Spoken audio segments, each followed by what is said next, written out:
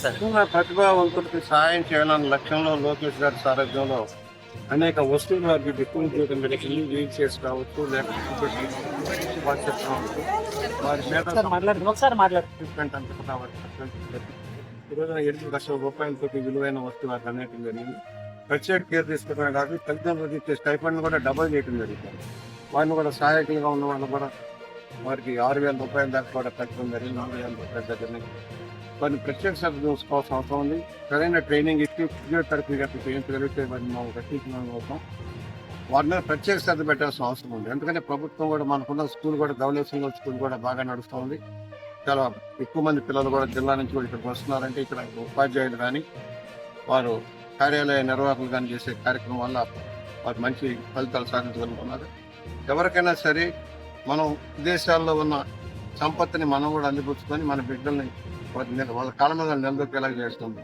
సమర్థతను నిరూపించుకునేదానికి అవకాశం కల్పిస్తే వాళ్ళు ప్రయోజకులు అవుతారు. వారిని నిరాదరణకు గురి చేయకుండా చూసుకోవాల్సిన అవసరం ఉంది.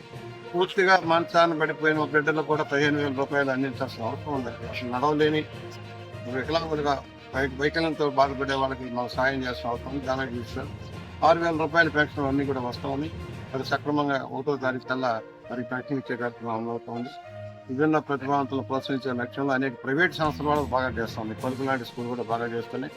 ప్రియదర్శిని స్కూల్ కూడా బాగా చేస్తున్నారు. వాళ్ళకి మనం ప్రోత్సహిస్తూనే మన సంస్థ ప్రభుత్వ సంస్థలు కూడా సక్రమంగా నిర్వహించుకోవాల్సిన అవసరం ఉంది. విద్యారంగంలో పెను మార్పులకు దారి తీస్తూ ఉంది. విద్యని సమూలంగా ప్రక్షాళన చేసుకుంటూ అందరికీ ఇక్కడ మేలైన విద్యను ప్రభుత్వ పరంగా అందించే దానికోసం ప్రైవేట్ యాజమాన్యంగా ఆధారపడి అప్పుల పాలు కాకుండా చూసే దానికోసం లోకేష్గా తీసుకున్న కార్యాచరణలో మనం ముందుకు సాగుతున్నాం. తల్లికి వందనం మళ్ళీ మొదలైపోతుంది. మొదటిసారి ఇచ్చాం 5 నలుగురున్న తల్లి భవనం ఇచ్చాం. మళ్ళీ ఇప్పుడు కూడా ఈ సంవత్సరం మళ్ళీ స్కూల్స్ తెచ్చిన తర్వాత కూడా తల్లి భవనం ఇచ్చే కార్యక్రమంలో అమలు జరుగుతుంది. ఇవాళ విద్యా వ్యవస్థను సమూలంగా మార్పు చేయగలరు. సంపూర్ణ అక్షరాస్యత సాధించడంలో మన రాష్ట్రం ముందుకెళ్లాల్సిన అవసరం ఉంది. ఇంకా 73% దాటలేదు.